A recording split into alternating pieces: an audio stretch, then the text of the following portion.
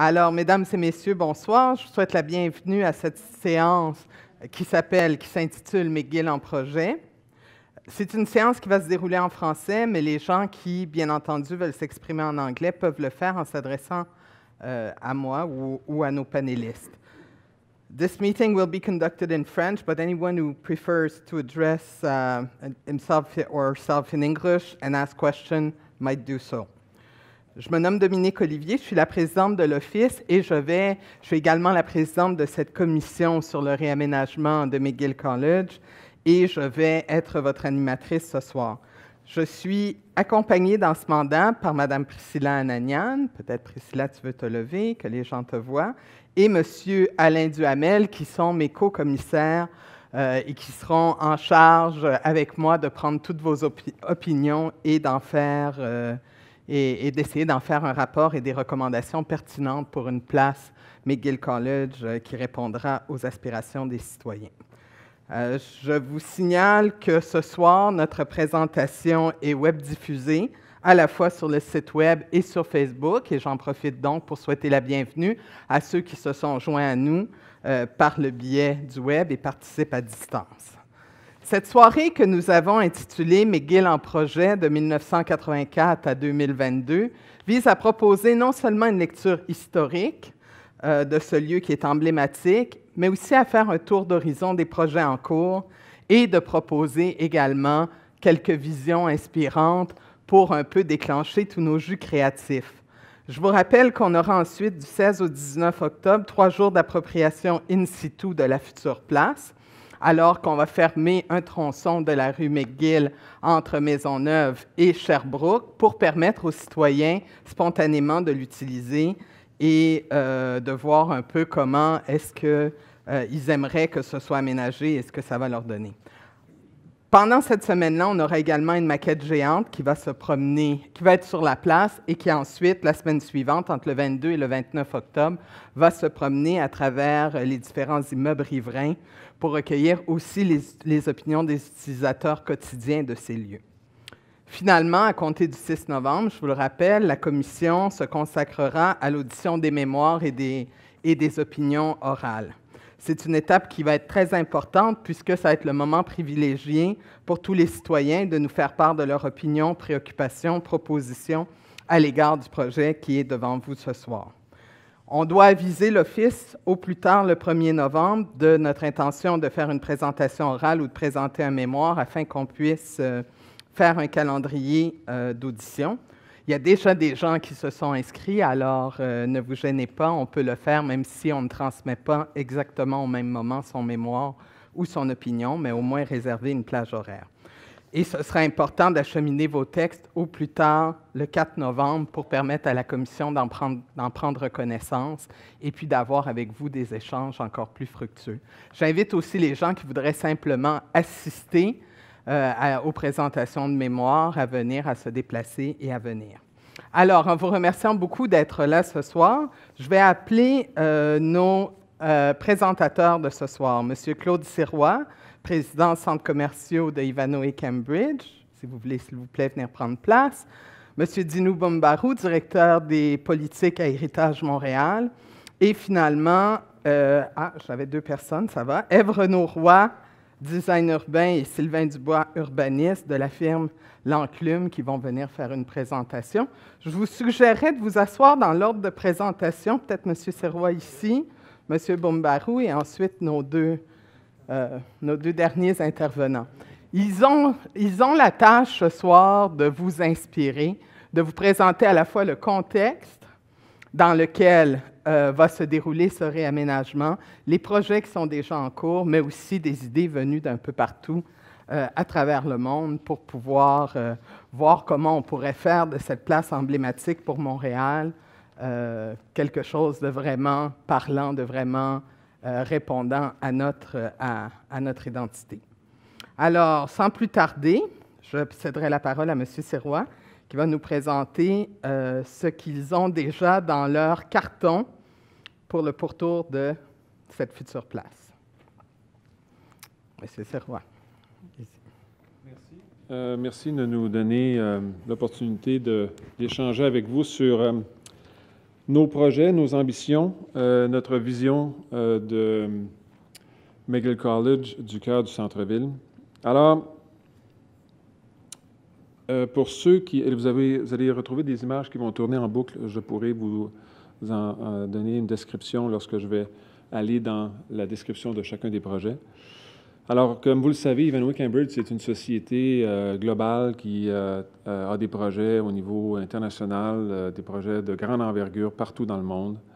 Je vous avouerai que c'est rien comme faire un projet ici à Montréal.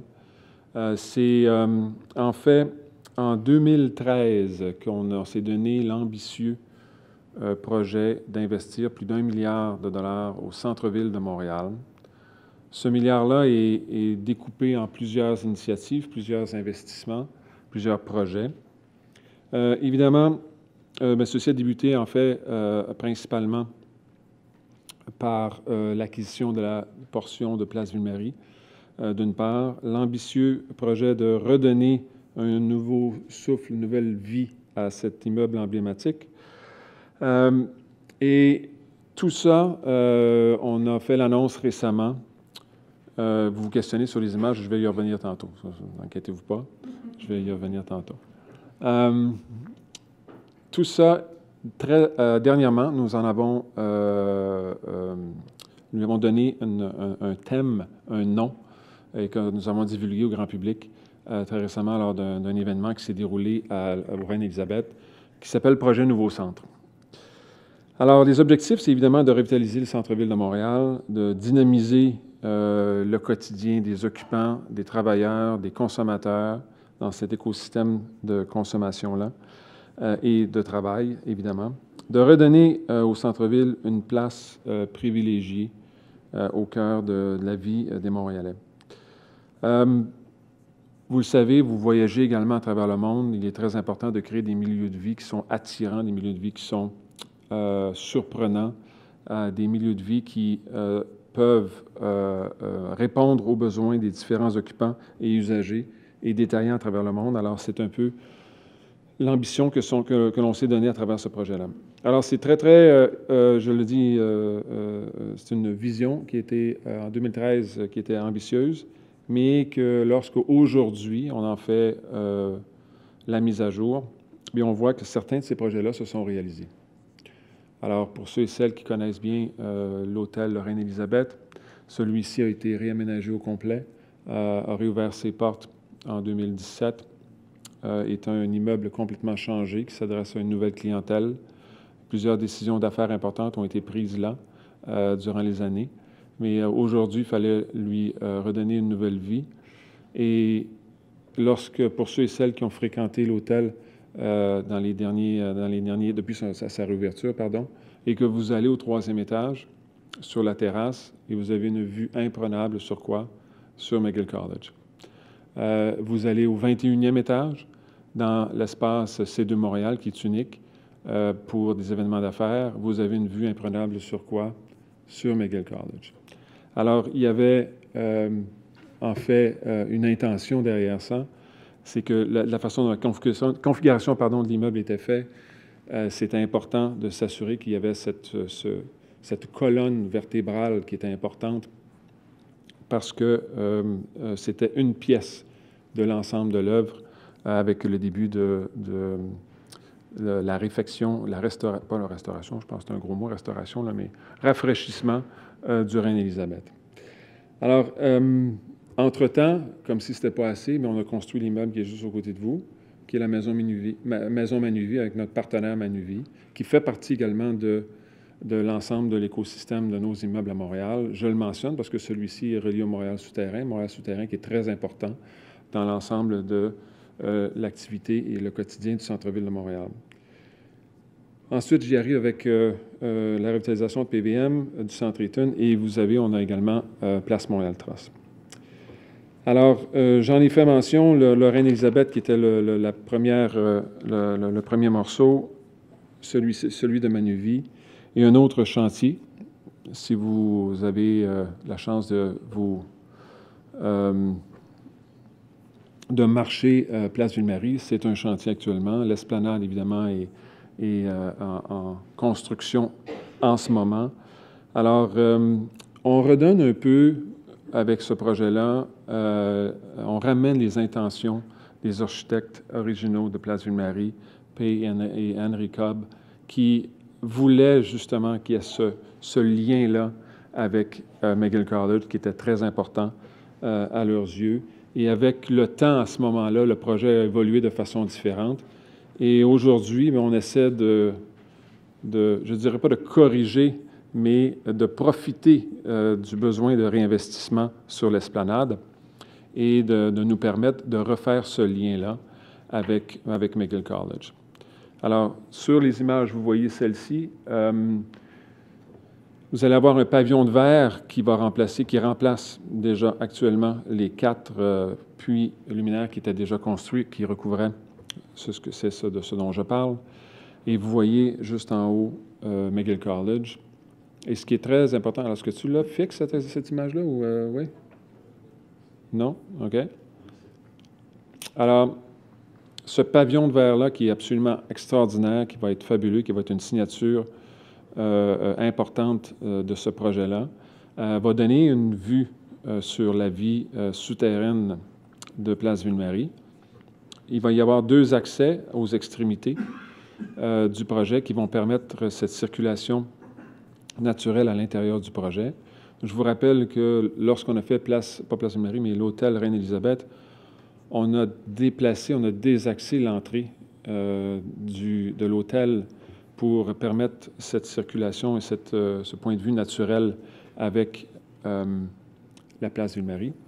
Alors, si on continue vers le haut, dans le cadre de ce projet-là, nous allons déplacer les entrées existantes au stationnement souterrain, les mettre, alors ils sont actuellement collés au centre et nous allons les déplacer de chaque côté et de créer un escalier monumental qui va nous amener vers McGill College.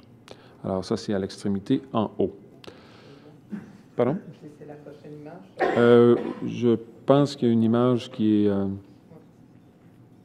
Alors, et voilà. Vous voyez exactement l'escalier dont je faisais référence et le déplacement des 2 entrées. Alors ça va inviter les gens à circuler d'une façon un peu plus naturelle sur l'axe nord-sud de McGill College et évidemment profiter d'une expérience qui va être totalement différente et certainement plus invitante, on le souhaite. Parallèlement à ceci, bien, il y a tous les éléments de milieu de vie qui vont être rehaussés, tout ce qui touche l'expérience culinaire associée aux gens aux occupants. C'est plus de 10 000 personnes qui travaillent dans l'immeuble de Place Ville-Marie.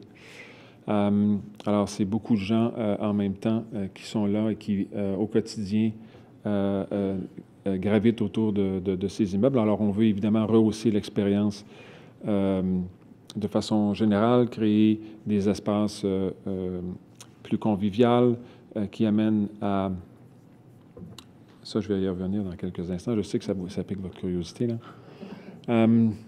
Alors, qui invitent à la communication et qui sont le reflet d'un courant et d'une tendance qui est ce que l'on vit aujourd'hui en fonction des nouveaux travailleurs et occupants à travers nos immeubles. Alors, sur l'esplanade, la nouvelle expérience culinaire, ça va être le Cat Cart et un Beer Garden. Alors, vous voyez le lien avec le Cat Cart, la rue Cat Cart, qui est évidemment très importante au pied de l'immeuble. Alors, cet ajout-là devrait se faire au cours de la fin 2019 et 2020. Maintenant, le Centre Eaton. Alors, le Centre Eaton, pour ceux et celles qui ne le savent pas, c'est près de 30 millions de visites par année, hors sol et souterrain. C'est un des centres commerciaux les plus achalandés au Québec et même en Amérique du Nord. On regarde, nous, dans notre portefeuille de centres commerciaux, le seul et unique qui a ce type de fréquentation-là est à Vancouver, avec près lui aussi de 30 millions de visites. On a lancé, il y a déjà quelques mois, un ambitieux projet également pour rehausser l'expérience de consommation dans l'immeuble. Alors, c'est près de 200 millions de dollars qui sont réinvestis afin de fusionner le Centre Eaton et l'ancien complexe Les Elmes. Vous voyez tourner dans la boucle des images de Time Out Market. Time Out Market est une annonce qu'on a faite déjà il y a quelques mois d'un opérateur international qui a démarré à Lisbonne, qui a fait un type d'expérience culinaire qui est tout à fait unique, qui est tout à fait à saveur locale. Alors, on est très, très emballé de ce projet-là. Vous voyez ici une image de Lisbonne. Alors, pour vous donner une idée, actuellement, cet espace-ci existe depuis 4 ans et aujourd'hui, c'est près de 4 millions de visites par année qui fréquentent cet emplacement-là. C'est devenu un attrait touristique à Lisbonne parce que c'est une expérience tout à fait différente. Évidemment, l'ensemble du projet à l'égard de Centre Eaton, les ambitions à l'égard du projet et de McGill College, c'est d'essayer d'ouvrir l'espace physique du côté de McGill College, qui aujourd'hui, on voit, c'est un mur opaque. Alors, est-ce que c'est possible pour nous d'ouvrir cet espace-là pour que les gens puissent voir McGill College, puissent aussi circuler à même l'avenue McGill College. Alors, c'est le souhait qu'on aimerait faire avec l'ensemble des conversations et des discussions que l'on a avec différents opérateurs. Et je fais le pont avec Place Montréal Trust, qui est notre autre immeuble de l'autre côté, qui également aussi, les ambitions, c'est d'essayer d'ouvrir cet immeuble-là, lui permettre une meilleure fluidité avec une circulation du côté de McGill College pour justement s'assurer, parce que j'en ai fait référence dans mon introduction, partout où vous voyagez à travers le monde, on retrouve toujours une artère commerciale qui est important, qui est attirant, qui est inspirant, dont les gens aiment le fréquenter, passer du temps, prendre des photos. C'est des souvenirs de voyage. Chaque grande ville dans le monde a un cœur qui est commercial, qui est fort, une rue qui est emblématique. Alors, je pense que McGill College peut se permettre de saisir l'opportunité qui lui est donnée, de se donner cette ambition-là, de lui donner cette programmation-là, de lui permettre d'avoir des usages qui vont être éphémères, ponctuels et d'amener une vie, parce que c'est essentiellement le cœur du centre-ville de Montréal, combiné avec l'ensemble des ambitions aussi sur Sainte-Catherine. Alors, ça serait fantastique d'y aller dans ce sens-là. Alors, ça termine ma présentation. Merci beaucoup, M. Sirois. Je vais peut-être vous inviter. Je sais que vous devez nous quitter, malheureusement. Oui, je ne sais pas s'il y a peut-être 5 minutes pour prendre des questions. Est-ce qu'il y a des gens dans la salle? S'il vous plaît, venez venir au micro et puis vous nommer pour les personnes qui suivent par le web. Bonsoir. Bonsoir. Bonsoir. J'ai appris dernière minute, mais je voulais adresser cette question-là par avant, que conforme à l'architecture originale de Mr. Cobb, moi, je passais beaucoup de temps à Place Ville-Marie et j'ai noté que les pyramides en verre coulaient. Et j'avais cette expérience quand il y avait la pluie, que les petits gouttes d'eau tombaient dessus. Alors, moi, je pensais que vous allez engager TechniSeal, vous allez les enlever, vous allez les reformater. Alors, si vous jetez un coup d'œil à l'esplanade aujourd'hui, je peux vous rassurer que les puits de lumière qui sont là n'existent plus.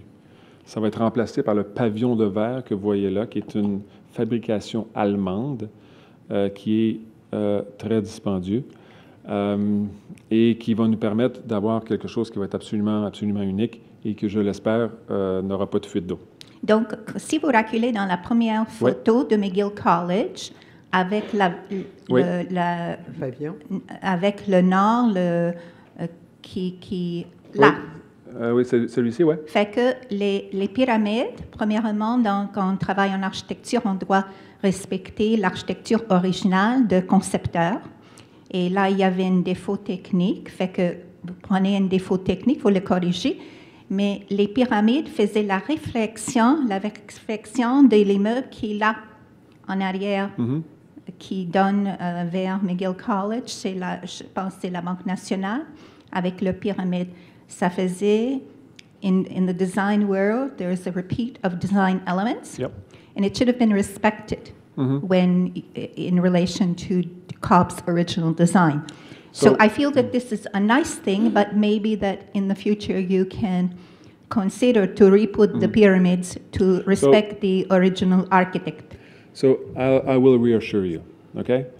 Mr. Cobb personally was part of this new design. Really? He approved this new design because it's going back to the roots of what he wanted to do originally.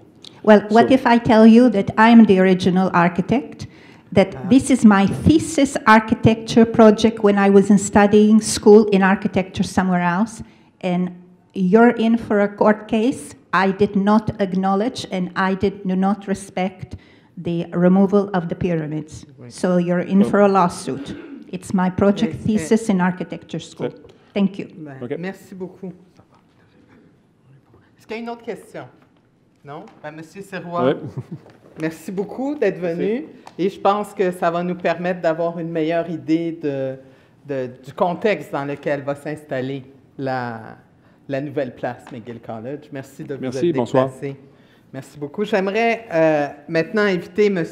Boumbarou, qui a été l'un des premiers, au fond, à répondre présent lorsque le projet présenté par le maire Drapeau, qui devait bloquer la vue vers le Mont-Royal, était là. Donc, c'est un peu l'ancêtre de l'Office de consultation publique, cette première consultation qu'il y a eu là. Donc, merci beaucoup, M. Boumbarou, de venir et de nous présenter un peu le contexte dans lequel on s'en va de ces projets-là jusqu'à la future place prévue en 2022. Merci. Bon, merci, Madame la Présidente. Merci à l'Office pour cette invitation et aussi à la Ville de Montréal pour avoir mis cette discussion à l'ordre du jour de la société montréalaise. Peut-être, je ne veux pas apparaître un peu impertinent, mais moi, je n'étais qu'un employé d'Héritage Montréal et c'est notre directeur, Mark London, aujourd'hui tristement décédé il y a quelques semaines à peine, qui a été une des personnes avec le conseil d'administration qui ont été en première ligne. Il faut certainement aussi accorder une sincère gratitude à Mme Lambert, Phyllis Lambert, pour cette discussion qu'on peut avoir aujourd'hui. Autrement, on serait en train de se poser des questions. Comment est-ce qu'on recycle un centre d'achat désuet? Tu sais? Voilà. Alors, je ne voudrais pas donner l'impression que je vais faire un historique de la chose. Il y a un excellent document qui a été préparé à l'occasion de cet exercice par Jonathan Shaw. Il est sur le site web de l'Office et il est très bien. C'est moi qui dois changer. Hein, ça, non, c'est parce que les trucs qui roulent tout seul, moi, c'est pas pour moi. C'est trop compliqué.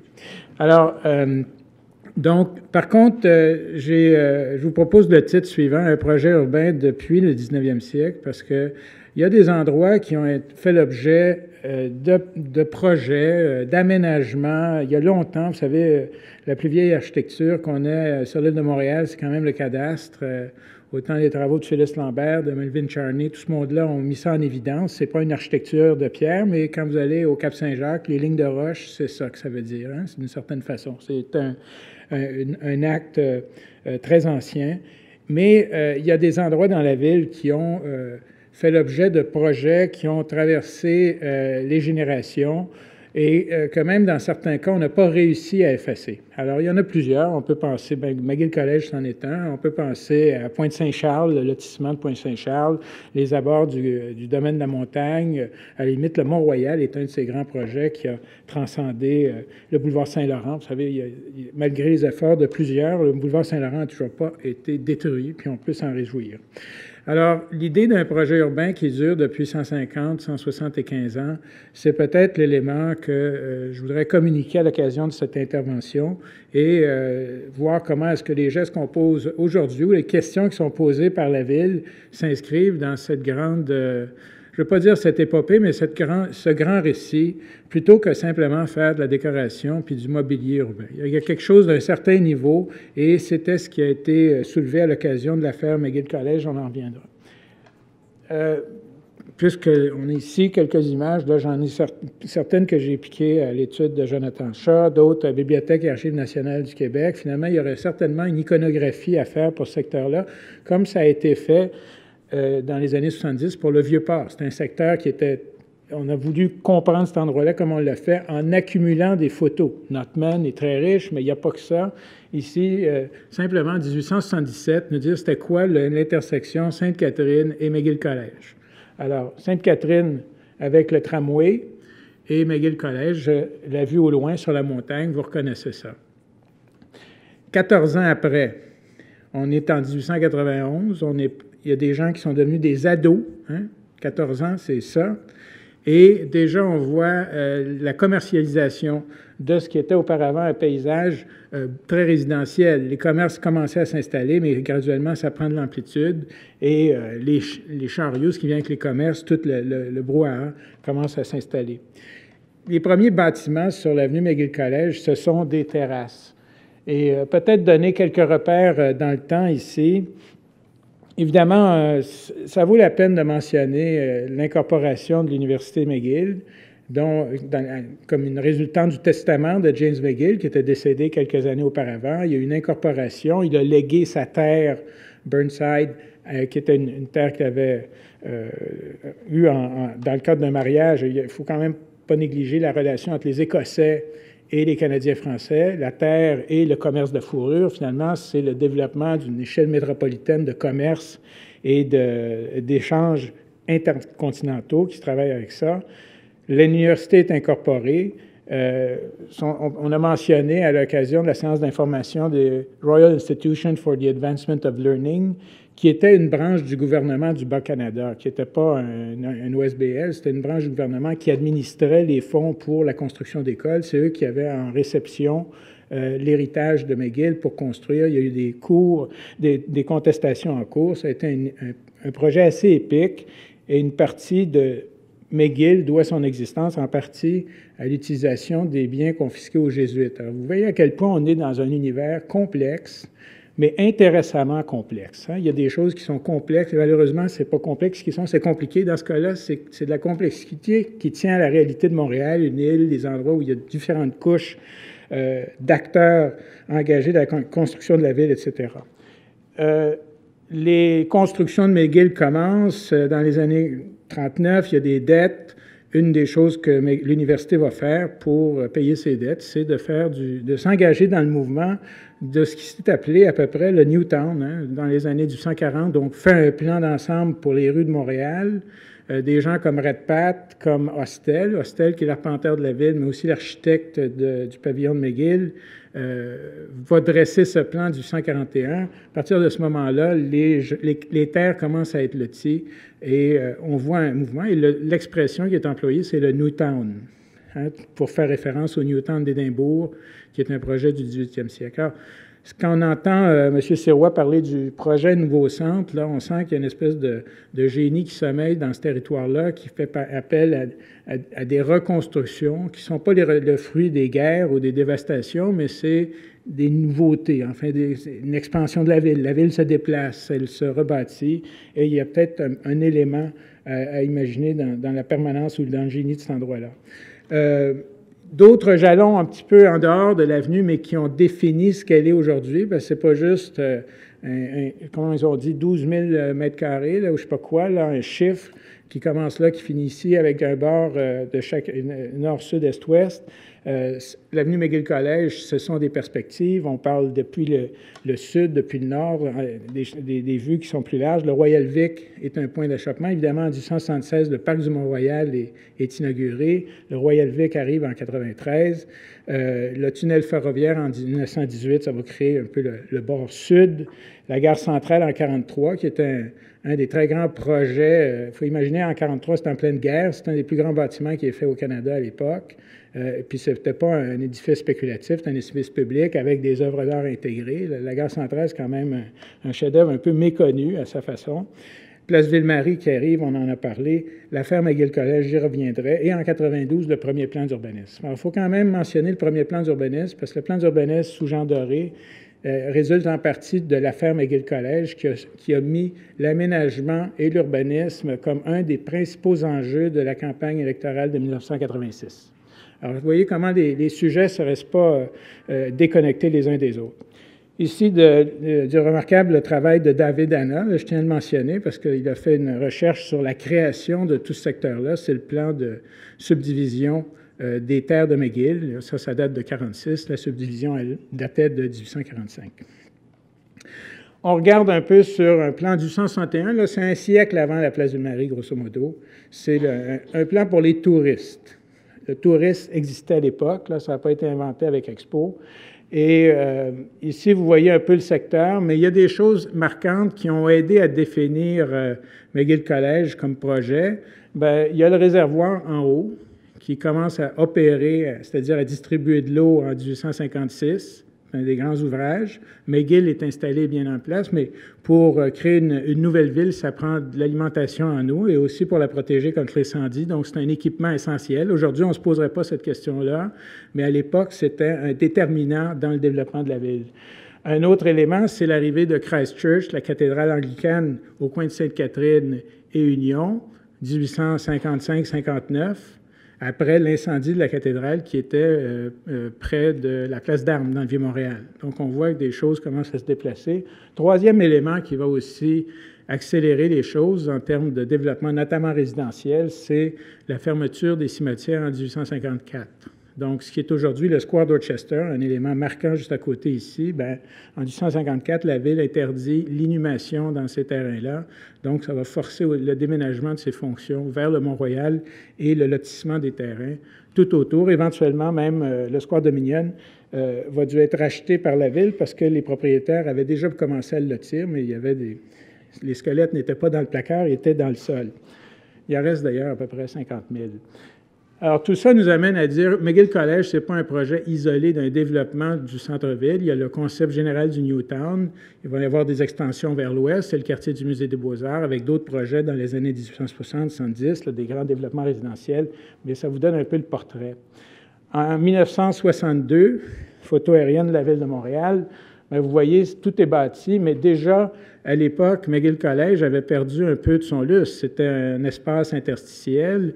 Le Square Mile, qui était le quartier prestigieux à la fin 19e, début 20e, avait commencé à se déplacer dans sa fonction première vers Westmount, considérablement dans les années 20, alors que le tramway, la commercialisation, le développement des secteurs d'emploi, le quartier de la fourrure, par exemple, le quartier de l'imprimerie autour de Saint-Patrick, tout ça fait que ce qui était un territoire résidentiel prestigieux, où finalement les grands acteurs du commerce international et du prestige de Montréal habitaient, bien, graduellement, ça va se déplacer vers Westmount, vers le nord du Mont-Royal.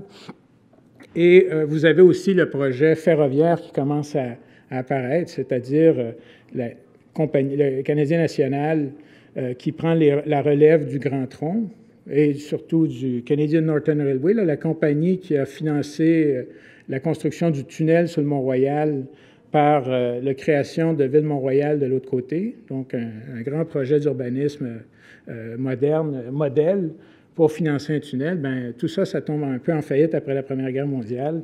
Et éventuellement, le fédéral crée le CN. Le CN va développer des grandes visions. C'est le projet de... ça, je vous donne un petit peu comment les choses avaient évolué dans les années 40. Les terrasses prestigieuses de l'avenue McGill College étaient devenues des maisons de chambre, des hôtels, des petites boutiques, des garages, enfin.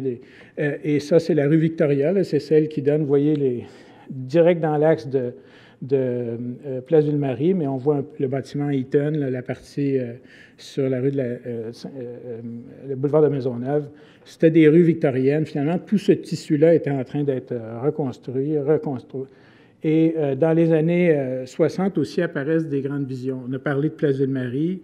Le plan de mai, je pense, je vous invite à aller voir le texte de la recherche de Jonathan Shaw là, qui donne beaucoup de détails là-dessus. On a entendu tantôt parler d'1 milliard de dollars. À l'époque, un grand projet, c'était 125 millions. Alors, on peut vous faire des calculs. Mais vous voyez déjà apparaître le Montréal souterrain, la perspective elle-même, l'organisation des nouveaux investissements, les connexions avec le transport. Finalement, on est dans un axe complexe et il faut même voir le prix des Dodge à l'époque, très, très intéressant. Alors, l'affaire McGill College surgit en 1984. Il n'y a pas eu vraiment de contestation. Il y a eu plusieurs projets qui se sont succédés dans les années 60, les années 70. Il faut dire qu'il y avait des projets assez particuliers pour le centre-ville. Certains proposaient de raser des parties entières entre Maisonneuve et le Square Dominion pour faire un grand podium sous lequel passerait Sainte-Catherine, des petites rues, faire des grands podiums avec des tours là-dessus. Dans le cas de l'affaire McGill College, il y a eu vraiment un frein qui a été mis et ça tient beaucoup à l'enjeu du paysage et de l'identité visuelle de cet endroit. Ce n'est pas à cause des usages, c'est vraiment parce qu'il y avait cette vue sur la montagne et cette vue était l'élément central d'organisation de la voirie. Ça n'a pas eu beaucoup d'effets. Quand on parle des terrasses, les projets commerciaux aujourd'hui, qu'on veut réouvrir du côté est sur McGill College, mais c'est parce qu'à l'époque, McGill College, c'était une rue de 30 pieds de large. Là, c'était une petite rue de rien. La grosse action était sur Sainte-Catherine ou sur Sherbrooke. Il y avait la voirie qui avait été percée pour faire passer de Maisonneuve dans les années 50, qui avait fait beaucoup de dégâts. Après les Olympiques, qu'est-ce qui s'est passé? Il fallait trouver des jobs pour l'industrie de la construction. On a construit tous les abords du métro McGill, le 2020 Université, 2001 Université, des choses qu'on est maintenant, à peu près 30 ans après, en train graduellement de reciviliser. C'était une espèce de Tchernobyl d'urbanisme et d'architecture invivable à cet endroit-là. Bien, à l'époque, McGill College, c'était pas grand-chose, ce qui explique qu'on n'a pas fait des entrées majestueuses, des gestes marquants. Et c'est à l'occasion du projet de Cadillac Fairview que la chose va apparaître. Un enjeu de patrimoine et de paysage, un enjeu de planification aussi, parce que même si les bâtiments n'en témoignaient pas, il y avait quand même une vision d'investissement qui avait traversé le temps. La question de l'OSM, l'Orchestre symphonique de Montréal, avait été appelé en renfort d'une certaine façon pour que notamment les pouvoirs d'expropriation de la Ville de Montréal, à l'appui de projets culturels, puissent s'exercer pour faire du remembrement, parce que malgré que c'est un grand territoire, le promoteur principal n'avait pas tous les terrains. Donc, la Ville de Montréal agissait un peu comme regroupeur immobilier. Le processus qui a été, en fait, comme Mme la Présidente le mentionnait, qui était une grosse lacune, mais la société montréalaise est capable d'aller au-delà. Il y a eu une invention d'un processus à l'occasion de McGill College qui ne se serait peut-être pas fait si ça avait été un autre dossier. Il y avait la notion de consultation publique, je le mentionne. Vous voyez, il y a eu, ça c'est les documents des deux audiences. On est dans un autre cycle, Madame la Présidente. Première consultation le 19 juillet 1984 et deuxième séance le 23 août. Bingo! Et entre les deux, après ça, le projet a été modifié par le promoteur, parce que le promoteur avait non seulement accepté le principe de telle consultation, mais il les avait financés. C'est David Powell qui était le secrétaire, un peu coordonnateur de ça. Et il faut vraiment le voir comme un geste pionnier. Son répondant à l'échelle municipale, ça va être la consultation de 87 sur l'agrandissement du Musée des Beaux-Arts, sous Jean Doré. Entre les deux, là, il n'y avait pas vraiment de choses. Il y a eu des expériences dans l'Est avec les Shop Angus, mais on était plus dans une consultation de type populaire. Mais éventuellement, ça va donner du résultat. Alors, vous avez raison de dire qu'on est dans un lieu pionnier, pas juste en termes d'aménagement du domaine public, parce qu'il y a eu des gestes aussi importants. C'est le dernier mot, partenariat. Il y a une formule par laquelle les riverains ont financé l'aménagement du domaine public afin qu'il se fasse dans des délais raisonnables et selon des critères qui contribuaient à la vue d'ensemble du territoire. Parce qu'il y a eu non seulement un projet immobilier qui s'est réalisé, mais également un projet d'aménagement. En passant sur la droite, l'image qui est là, c'est celle de ce petit document, et c'est Héritage Montréal, entre autres choses, parce qu'on a eu plusieurs fonctions dans cet événement, mais on a posé le geste de demander au gouvernement du Québec le classement de la perspective de l'avenue McGill College en vertu de la loi sur les biens culturels. Et puisque un tel site, tel bien, correspondait aux définitions d'un arrondissement naturel. À l'époque, la nature, au gouvernement du Québec, c'était dans la loi sur le patrimoine culturel qu'on s'en occupait. Intéressant, mais on n'a pas eu un grand succès de ce côté-là, mais depuis, il y a eu énormément de travail qui s'est fait pour mieux comprendre le paysage visuel, les perspectives.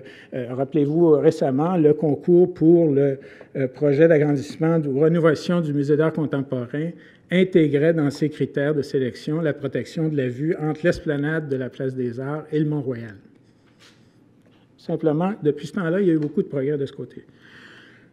Alors, voilà, un peu pour faire une petite pause, là. C'est changer de sujet, mais c'est un objet, vous savez, des fois, le patrimoine et le paysage, les liens ne sont pas toujours évidents, mais et des fois, on a tendance à croire que le chef-d'œuvre doit être absolument designé pour être un chef-d'œuvre. Mais des fois, c'est autre chose, hein, je tiens à le mentionner. Mais je prends l'exemple du Taj Mahal ici, qui est un site du patrimoine mondial, puisqu'en 1984, qui était la même année que la femme à Guild College, quel étonnant, c'est aussi le titre d'un fameux roman de science-fiction, qui n'était pas si fictionné que ça, après coup. Eh bien, la Cour suprême de l'Inde a été saisie de la question de la conservation du Taj Mahal. Et depuis 1996, la Cour suprême de la République indienne administre directement. Elle a rapatrié le devoir, l'autorité pour administrer un site aussi emblématique que le Taj Mahal, ce qui explique qu'à l'occasion, on a des articles dans les journaux qui disent « La Cour suprême s'inquiète de l'impact de la pollution ». Ça a eu un effet intéressant pour préserver l'intégrité visuelle, par exemple, ou la présence visuelle de cette chose, et je viens avec ce thème-là, pas pour vous dire qu'il faut absolument traiter McGill College comme l'avenue de Rivoli ou les Champs-Élysées, là, comme certains le croient, mais simplement pour se dire ils ont réalisé comme corps juridique que ça prenait une autorité supérieure. Dans le cas de McGill College, en 1984, il n'y en avait pas d'autorité supérieure pour s'occuper de ça, puisque la Ville de Montréal était partie prenante du projet. L'autorité, à l'époque, c'était le maire Drapeau. Il avait quand même dit qu'avec, je ne sais pas, 8 % de chômage, on ne parlait pas d'urbanisme. Ce qui a provoqué plusieurs réactions, mais notamment l'alliance entre les milieux d'affaires et Héritage Montréal. Donc, c'est une alliance assez constructive dans ce cas-là, puisqu'elle a donné suffisamment d'énergie pour établir un processus de consultation publique à Montréal. Les pouvoirs supérieurs ne sont pas toujours judiciaires. Ici, c'est le projet de Thornton pour l'avenue McGill College dans les années 20, 1927 plus précisément.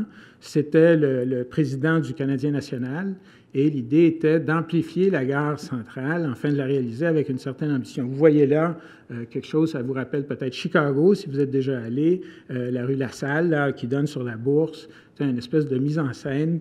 C'est sûr qu'il y a une question qui se pose, c'est qui est capable de réaliser ce projet-là? Le CN possédait les terrains ferroviaires, mais pas nécessairement l'avenue ni les bâtiments de chaque côté. Donc, c'est resté un magnifique dessin dans les archives. Mais une chose a été réalisée de ce projet, et c'est le bâtiment pont qui poursuit l'axe de McGill College le long du boulevard Robert Bourassa. C'est la magnifique entrée de ville avec les portes, les fenêtres fermées, mais en fait, c'était le prolongement technique pour recevoir les voies ferrées en voies surélevées. Alors, peut-être qu'il y a aussi l'idée que McGill College, en 2018, il y a une vue plus large qui pourrait l'intégrer. On nous a parlé de Reine-Élisabeth. On peut imaginer Place Bonaventure, où il y a certainement des choses qui vont se passer de ce côté-là. Et maintenant, il est impossible de penser plus au sud comme plus au nord, avec le Mont-Royal qui a été classé. D'ailleurs, au nord, le grand défi aussi de l'avenue McGill College, c'est le succès, enfin l'avenir du Royal Vic, puisque ça a l'air d'être un projet complètement séparé, mais quand on est dans la géographie réelle, on se rend compte qu'on ne peut pas enlever Place Ville-Marie de McGill College, comme on ne peut pas non plus imaginer une espèce de chose, enfin, une ruine à l'autre bout. Donc, il y a une espèce de vue d'ensemble, et là, ça interpelle un certain nombre de propriétaires, d'acteurs, et ça me semble peut-être intéressant d'avoir cette perspective. Aussi, quelques mots-clés pour avoir un petit diagramme à la fin, là, comme ça, pour terminer, c'est bon pour la digestion. Alors, ici, on est dans prenons pour acquis qu'on est dans un enjeu de patrimoine à faire revivre. Donc, c'est un secteur qui a été bâti par l'économie d'une métropole naissante. On est rendu dans une époque, un certain nombre de générations, où on a maintenant peut-être une plus grande conscience des éléments fondateurs ou essentiels de ce domaine-là, qui n'est pas... Enfin, est-ce que c'est une place? Est-ce que c'est une voirie? Il faudra se poser des questions de cette nature-là. Mais il y a des éléments d'usage et des éléments de créativité, bien sûr, un génie du lieu qui mériterait d'être articulé. Certainement que les recherches historiques qui ont été faites vont aider en cela, mais c'est un exercice un peu distinct, comme on a pu nous y contribuer dans le dossier du parc Jean-Drapeau. Tout le monde peut apporter une réponse à la pièce, alors que l'élément fondamental d'un ensemble comme ça, c'est que c'est un territoire démocratique parmi les premiers de la métropole moderne. Alors qu'on a pris une base militaire puis on en a fait un parc public. C'est quand même un geste fondateur au 19e siècle. Dans ce cas-ci, comment l'exprimer? Et dernièrement, comment est-ce qu'on peut faire l'équilibre entre le data, c'est-à-dire un design numérique, des chiffres, enfin de la forme froide, et des valeurs qui sont associées à cet endroit. Est-ce qu'on peut, c'est juste une vue sur la montagne ou c'est un caractère? Comment est-ce que ça s'inscrit, tout ça? Et à notre avis, il y a aussi une occasion pour réaliser que ce secteur-là a gagné son sens parce que c'est un lieu de rencontre entre des acteurs économiques, universitaires, enfin, on pourrait parler à une certaine époque d'une élite, mais il y a aussi du domaine public, puis il y a un espace citoyen qui s'est créé autour de ça. Alors, c'est peut-être pas dans le très concret, mais dans cet arrangement-là, le dosage entre les quatre, depuis le 19e siècle, a beaucoup évolué.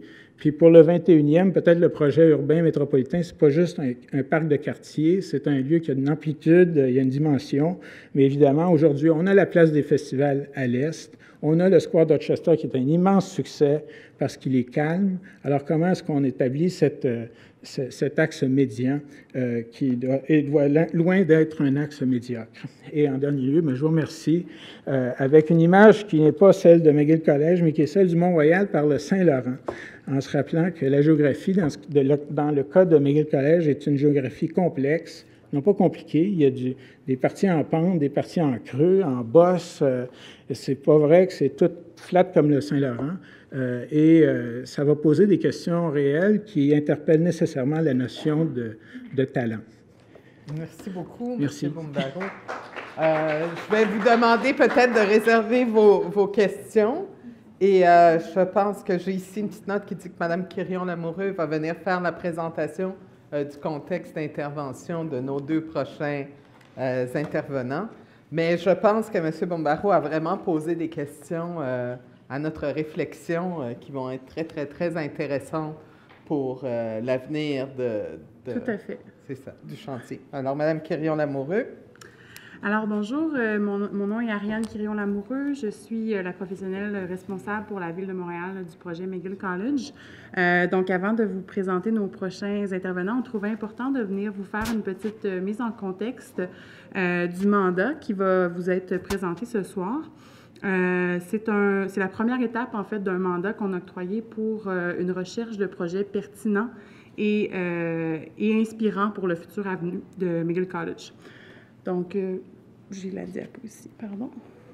Donc, vous voyez à l'écran, ceux qui étaient là la semaine dernière, c'est la même diapo, mais un petit peu bonifiée. Donc, c'est la démarche de conception globale, donc ce qui s'en vient pour nous dans les prochains mois au niveau de McGill College. On a lancé depuis l'été et jusqu'au début 2019 une série d'études qui est très diverse. Donc, on parle de comptage piéton-vélo, une étude de caractérisation urbaine, de tout ce qui touche le portrait économique également entourant l'avenue McGill College, donc son écosystème plus complexe. Une étude au niveau des opportunités touristiques qui s'offrent à nous pour ce lieu-là.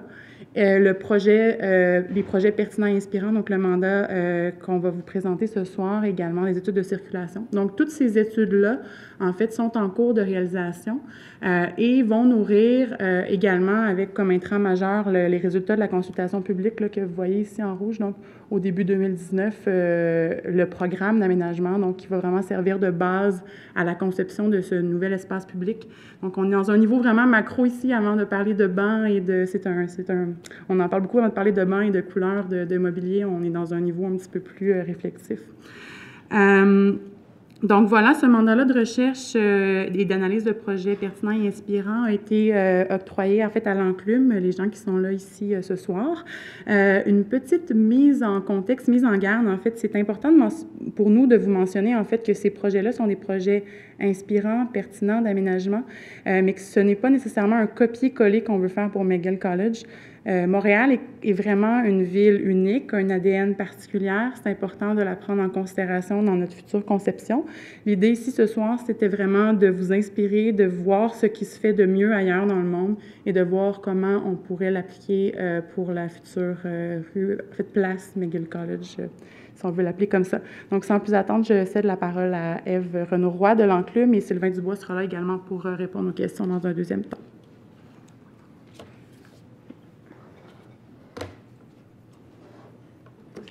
Il y a beaucoup de feuilles. Donc, bonjour, je m'appelle Ève Renaud-Roy. Je suis designer urbain à l'Enclume. Et puis, on commence par... et puis voici, donc, le mandat, il se résume finalement à produire une base de données de projets de places publiques et effectuer l'analyse de projets pertinents et inspirants, comme Ariane a mentionné, pour le projet qui s'en vient sur l'avenue McGill College. Donc, les objectifs sont assez simples. C'est stimuler la curiosité, la créativité et les échanges, puis vous amener à découvrir des projets finalement différents ailleurs dans le monde et innovants. Donc, comment on a procédé? Tout d'abord, la Ville avait déjà une idée de quelques projets qui l'intéressaient. Ils nous en ont fourni 23. On est allé bonifier la liste. On est arrivé à un total de 46 projets, ce qui est assez large. Donc, on est allé préciser les besoins en apportant des paramètres de recherche physico-spatiale. Par exemple, c'est d'avoir des critères comme l'insertion dans un milieu un contexte urbain dense, une mixité des usages. Comme on a mentionné, il y a beaucoup d'acteurs dans ce secteur-là, donc du commerce de détail, des restaurants, institutions privées, des tours à bureaux également. À ça, on a rajouté des paramètres de recherche qualitatifs. Par exemple, un aspect ludique. Ce qu'on entend par ludique, c'est un site ou une composante qui va vraiment inciter les gens, petits et grands, au jeu, à l'expérience et à la découverte dans son usage. Ça, c'est vraiment des exemples de paramètres. Évidemment, il y en a eu plus. Et des discussions interdisciplinaires. Donc, ici, on est venu croiser design urbain, architecture du paysage, urbanisme également. On a eu beaucoup d'allers-retours avec la Ville pour arriver à un total de 20 projets.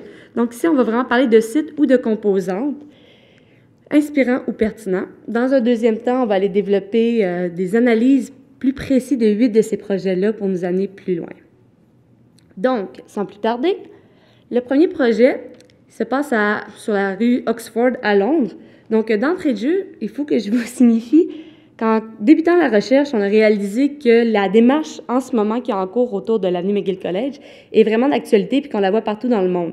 Donc, autant à Londres qu'à New York ou à Bruxelles, entre autres, c'est des démarches, des réflexions qui sont en cours pour passer d'une rue vraiment dominée par l'automobile à une rue plus piétonne. Donc, le projet ici n'est pas réalisé. Cependant, c'est des défis qui sont similaires à McGill.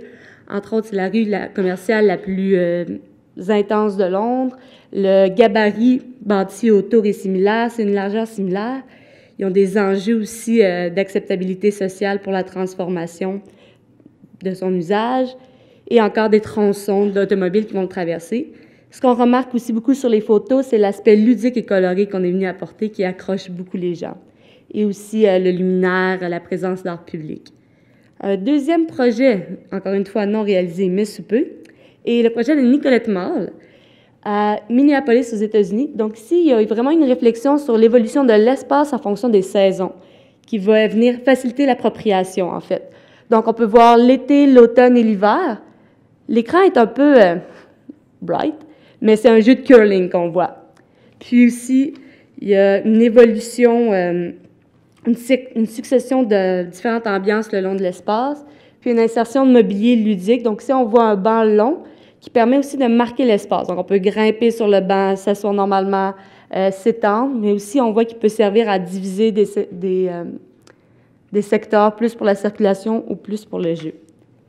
Ça mène à New York. Donc, Bryant Park est très connu. Grosso modo, ce qu'on a retenu particulièrement pour lui, c'est la programmation d'activités diversifiées et inclusives sur 4 saisons. Donc, on peut voir ce qu'ils appellent leur salle de lecture. On peut emprunter des livres et des journaux. Des fois, il y a des conférences qui s'y tiennent. Et tables de ping-pong en libre-service. Il y a aussi des activités organisées comme des tenues de yoga. Ces activités-là sont déclinées sur 4 saisons. En haut, on peut voir la patinoire avec un marché de Noël. Il y a aussi l'intégration d'une toilette publique qui a été nommée dans les meilleures au monde. Donc, la question qui se pose souvent avec Bryant Park, c'est comment ils font pour financer et gérer ces espaces-là. On s'y est intéressé aussi. Dans ce cas-ci, c'est une corporation publique-privée, en fait, entre la Ville et la Bryant Park Corporation, qui a une OSBL vouée à la gestion du parc. est soutenu par différents fonds, dont le Rockefeller, des contributions privées et l'Association des propriétaires du secteur. Ce qui est intéressant aussi, c'est que la Ville perçoit une taxe spéciale de maximum de 3 % pour les occupants du district, qu'eux autres ont accepté de financer. La taxe, finalement, permet de donner le contrat de gestion à la Bryant Park. Ils l'ont pour 35 ans. Ils sont responsables de l'animation et de la programmation, de la plantation, de l'aménagement, de l'entretien, évidemment des kiosques et de la toilette. Et en contrepartie, ils ont le droit de développer des activités commerciales sur la terrasse qui est devant la bibliothèque, qu'on voit au bout à droite. Aussi de sous-louer, de construire lorsque la Ville est d'accord, et d'opérer un restaurant et d'autres services, et de tarifier les concessionnaires et autres événements. Donc ici, c'est d'aller chercher un équilibre entre activités publiques et privées pour permettre de faire vivre ce genre de place-là. Maintenant, un projet d'un peu plus petite envergure, c'est celui de Georgia Street, qui a quand même des dimensions similaires à McGill College, c'est-à-dire une largeur d'environ 30-35 mètres. Ici, on voit que la voiture est encore présente, mais sa présence a été grandement diminuée. C'est des tronçons aussi qui peuvent être fermés en fonction des événements, un peu à la manière de Jeanne-Mance à la hauteur de Place des Arts, qui parfois est fermé à la circulation. Ce qui est intéressant, c'est qu'au bout de cette rue-là, il y a le centre des conférences de Indianapolis. Donc, à l'intérieur, il y a des activités qui sont plus de nature publique, et lorsque ces activités-là dépassent le centre des conférences, ils vont aller s'étirer jusque dans la place publique. Donc, il y a cette continuité-là quand même assez intéressante d'espace intérieur semi-public vers un espace extérieur public. Puis, il y a l'intégration d'infrastructures vertes.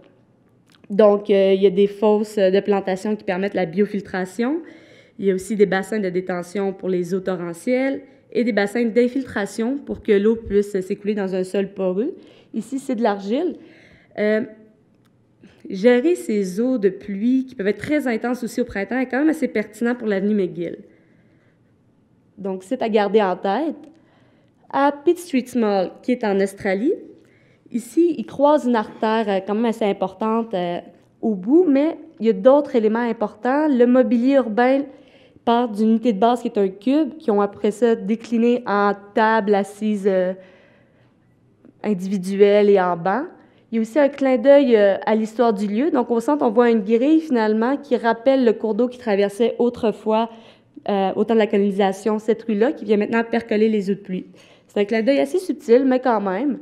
Il y a aussi l'intégration d'un éclairage signature qui est particulièrement intéressant parce qu'au-delà d'être beau, d'être flashy, d'avoir des couleurs qui changent, il permet aussi de venir réguler l'ensemble de l'éclairage puis de l'atmosphère tout au long de la rue. Donc, par exemple, il y a les magasins qui ont des vitrines, il y a de l'éclairage public, il y a d'autres sources d'éclairage, il y a l'éclairage naturel, évidemment. Donc, cet éclairage-là est réfléchi de manière à venir assurer une ambiance lumineuse qui est toujours sécuritaire et qui va s'adapter. Donc, on peut penser, dans le temps des fêtes, les arbres sur McGill College ont plein de guirlandes. Ça vient vraiment mettre beaucoup de lumière. Donc, ces lumières-là ici vont venir s'adapter de manière à ce que l'ambiance soit toujours agréable et sécuritaire. Ici, à le projet de l'Idabashi Plano, qui est à Tokyo, on se concentre plus sur une composante du projet qui est particulièrement intéressante. C'est le pavé qui vient communiquer l'histoire du lieu graphiquement, par des plans, par une ligne du temps, par du texte. Puis, il vient aussi faire un lien avec une composante paysagère d'importance. Dans ce cas-ci, c'est le mont Fuji. Assez facile d'imaginer que ça pourrait être un lien avec le Mont-Royal, finalement, à l'arrière. Et aussi venir en profiter pour remettre sur pied la promenade fleuve-montagne. Une autre composante, c'est Room Bay, qui est en fait un bassin de rétention d'eau pluviale lorsque nécessaire, ou simplement un bassin lors des canicules. Donc, ça vient créer un îlot de fraîcheur et un tampon sonore, qui est quand même une fonction qu'on oublie souvent lorsqu'il est question d'intégrer des plans d'eau dans les aménagements. Puis aussi, ce qui est intéressant, c'est la petite notion poétique et ludique avec les plaques. En fait, on peut vraiment imaginer les plaques de glace l'hiver sur le fleuve, puis l'appropriation que les gens s'en font durant l'été. Encore une fois, une composante. Donc, Jungle Pyramid, c'est un objet qui sert à la fois de repère et de point de vue, tout en créant des assises, en invitant les gens à grimper, à se l'approprier de différentes manières. Et lui, ici, il reçoit également des plantes qui vont grimper un éclairage la nuit. Ce qui est important, c'est de ne pas se dire qu'on voit exactement cette pyramide-là dans l'avenue McGill College, mais se dire que Un module plus sculptural qui invite à se l'approprier et à bouger pourrait être pertinent. Et évidemment, c'est assez invitant pour les enfants. Donc, la pyramide, c'était vraiment un point focal pour un élément ludique. Ici, c'est une autre déclinaison d'un élément ludique, mais plus linéaire. Donc, on est à Israël, puis on parle de formes et de couleurs qui sont très vives, très invitantes. L'appropriation aussi, autant pour les enfants et pour les adultes. Donc, c'est se dire d'avoir McGill qui est en soi très linéaire pourrait avoir des sous-espaces de nature plus ludique qui s'insèrent de la même manière. Plaza de Dali, qui a une dimension, là on est à Madrid maintenant, qui a une dimension similaire à McGill College et qui est aussi aménagée de façade à façade. Il y a des créations d'îlots de verdure qui vont venir créer des sous-espaces en eux-mêmes, mais leur disposition aussi invite à une deuxième vitesse de circulation. C'est pas tout le monde qui emprunte McGill College de la même manière. Autant des gens qui se rendent au travail que des gens qui sont juste là pour contempler les gens qui passent. Donc, ils viennent vraiment, c'est ça, créer des sous-espaces. Puis, à droite, on voit qu'il y a aussi une réflexion sur l'intégration d'entrée vers des stationnements souterrains. Toujours à Madrid, il y a Santa Barbara. Donc, ici, on voit une autre déclinaison des îlots de verdure, un peu plus sur des podiums, qui vient faire créer une distance avec le niveau de la rue. Donc, ça devient beaucoup plus invitant pour venir s'y étendre. Puis, il y a une identité visuelle assez forte qu'on voit avec les différentes zones de couleurs, mais il y a les couleurs, il y a les textures, il y a aussi les matériaux. Puis, cette même forme-là est récupérée, je vais essayer le crayon, ici, pour le kiosque à journaux. Donc, c'est de réfléchir, oui, un espace, mais que s'il y a d'autres pavillons, édicules ou kiosques qui viennent s'y intégrer, que la conception se fasse en même temps. Et non pas faire une place et par la suite, ce serait bien d'avoir des kiosques, que vraiment ça se suive et ça reprend la forme hexagonale arrondie. Maintenant, toujours en Espagne, Bassin de San Juan, pardon pour ma prononciation espagnole. Donc, ce qui est intéressant ici, c'est la composition de la surface. On a du pavé plus poreux, du pavé minéral, de l'insertion végétale. Il y a aussi une insertion différente de la piste cyclable qu'on est peut-être moins habitué en Amérique du Nord. On voit qu'elle est située entre les deux tronçons automobiles. Puis, ce qui est vraiment intéressant ici, c'est que de manière linéaire, il y a une succession de petits salons urbains. C'est-à-dire qu'il y a différents espaces aménagés de manière différente selon les usagers. Comme on peut voir, il y a une place plus pour jouer en haut, puis en haut plus pour s'asseoir. Dilworth Park, qui se mérite 2 diapositives, à Philadelphie, lui est très intéressant. Premièrement, c'est un milieu urbain très dense. Il y a beaucoup d'achalandage, un peu comme ici à Montréal. Ils ont opté pour une édification de l'espace par la modulation de jeux d'eau, des jeux de lumière et de l'animation. On le voit avec les 3 photos. Donc, si on regarde juste ici, la grande place plus foncée, c'est en fait une fontaine. On peut commencer des jeux d'eau pour l'été pour les enfants. On peut les éteindre, tenir des événements comme des mariages. On peut tenir une patinoire l'hiver. Puis ça devient aussi une installation artistique lorsque c'est seulement de la brume qui est produite, puis avec des éclairages lumineux. C'est la photo du bas. Là, c'est un peu foncé. Puis à l'arrière, il y a l'hôtel de ville. Donc, il y a aussi la mise en valeur du patrimoine bâti, puisque la place est aménagée jusqu'à la façade de l'hôtel de ville. On sent vraiment qu'il est embarqué à l'intérieur. Encore une fois, il y a l'intégration architecturale d'éléments tels qu'un pavillon d'information qui est ici et édicules de métro ici. Ce qui est intéressant, là, on va mieux les voir, c'est que ces édicules de métro-là viennent connecter la place au souterrain Philadelphie, plus ou moins, mais qui vient vraiment donner une idée au souterrain de Montréal. C'est multimodal. Il y a 3 niveaux de transport. Il y a 2 stations de métro. Il y a également une station de tramway. Puis l'architecture, qui est très allégée, en fait, fait un contraste très moderne avec le bâtiment qui est à l'extérieur. Puis c'est ce qui est intéressant. Maintenant, à Oslo, ici, oui, c'est une devanture de mer, mais ce qui est intéressant, c'est la gestion des circulations. Donc, on voit une circulation plus active à droite avec des autos et des piétons, une rue partagée. Vers le centre, où il y a du mobilier urbain, c'est plus repos, en fait, et où il y a le bois qui se défait en estrade, c'est contemplation. On voit que c'est assez simple d'aller jouer avec ces sous-espaces-là, simplement en utilisant les matériaux de surface par un motif différencié ou par un autre matériau. Il y a aussi l'intégration d'éclairage à l'échelle piétonne, Donc, au lieu de penser en termes de lampadaire, on pense en termes de notre échelle pour avoir un éclairage plus d'ambiance, plus agréable. Puis aussi une relation avec les terrasses, qui en a quand même plusieurs sur l'avenue McGill. The Good Line, en Australie, ici, c'est l'aspect ludique qui est très présent par les activités, puis aussi par la couleur d'accent qui est très vive. Donc, on a du jaune, alors qu'autour, il y a beaucoup d'asphalte, de béton, de briques.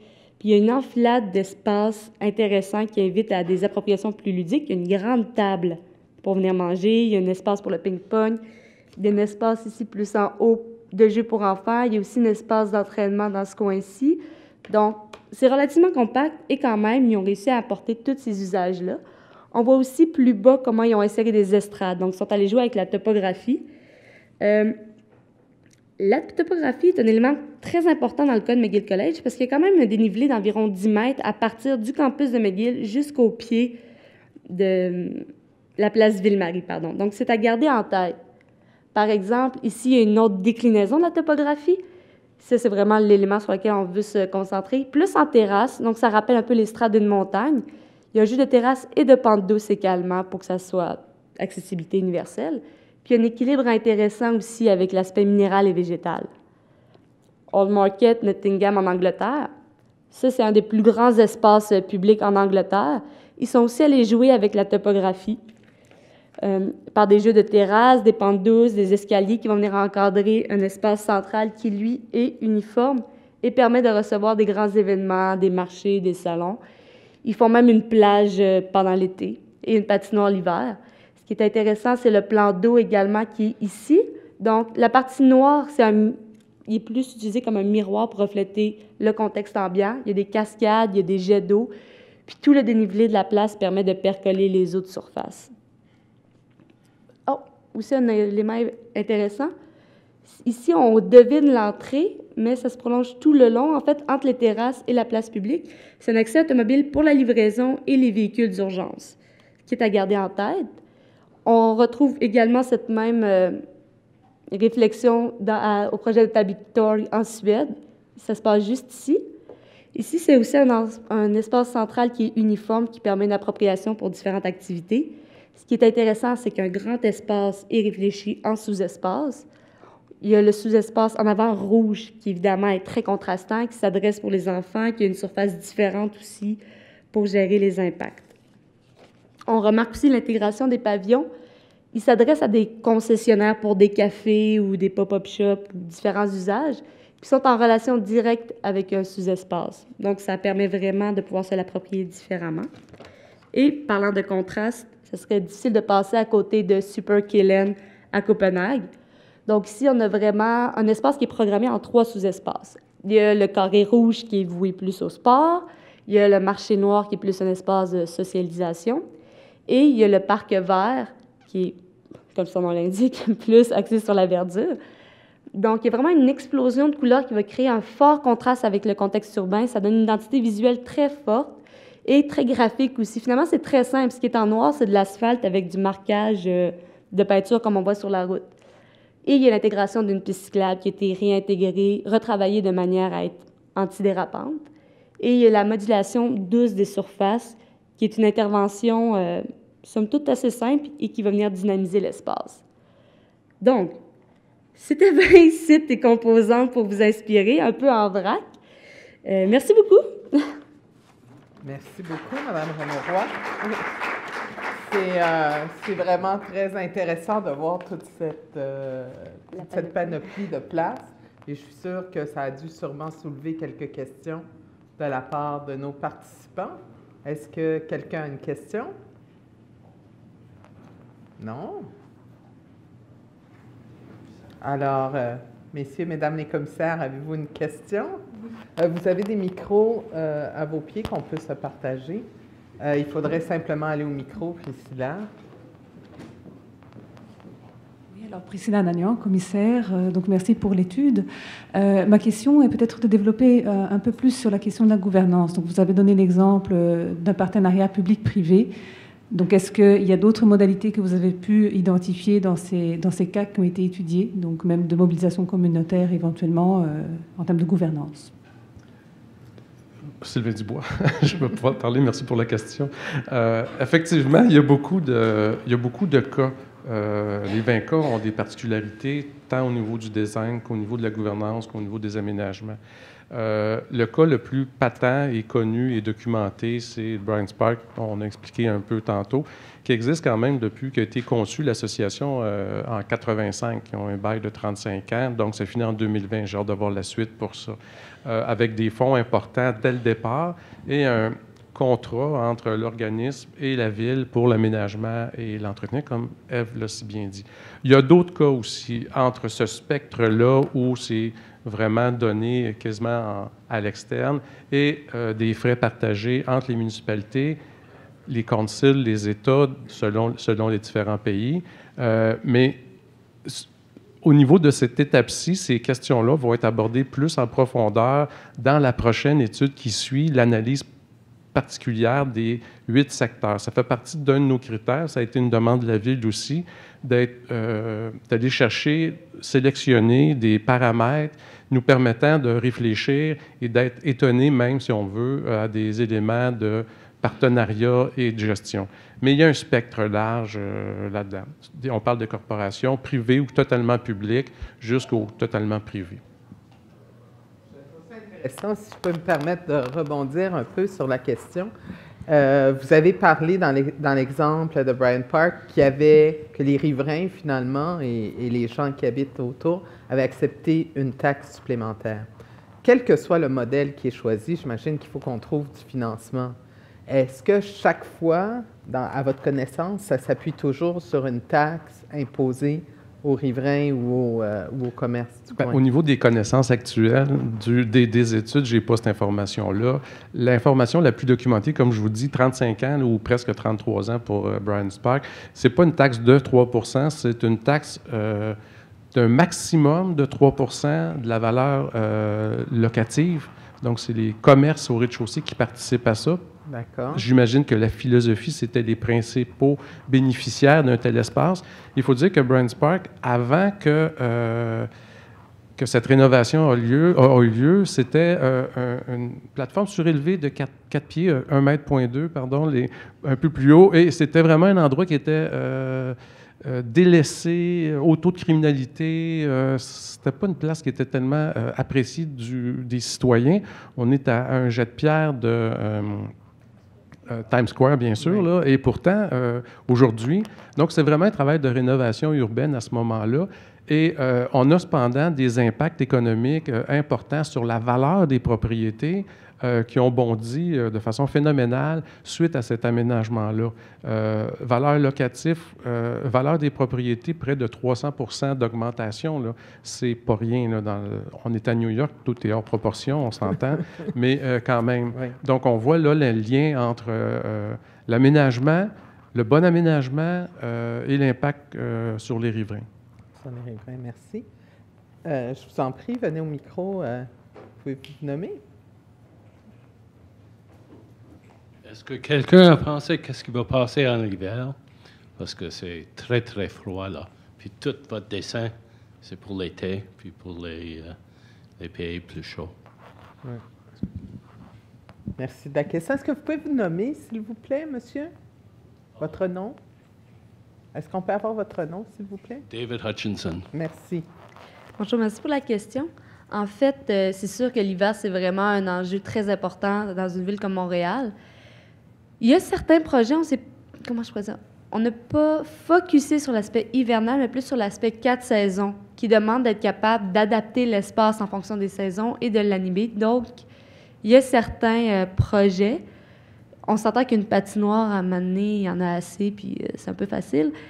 Mais il y a d'autres, il y a d'autres aspects de gestion de l'espace une fois venu qui peut être intéressant, comme par exemple, où est-ce que les buttes de neige sont mises de manière à arrêter le vent. Je pense que, pour l'instant, il y a des énormes réflexions sur ça, puis il n'y en a pas beaucoup. Il n'y a pas beaucoup d'exemples de places vraiment conçues pour l'hiver. Je sais qu'à Edmonton, ils font énormément de réflexions sur le cas.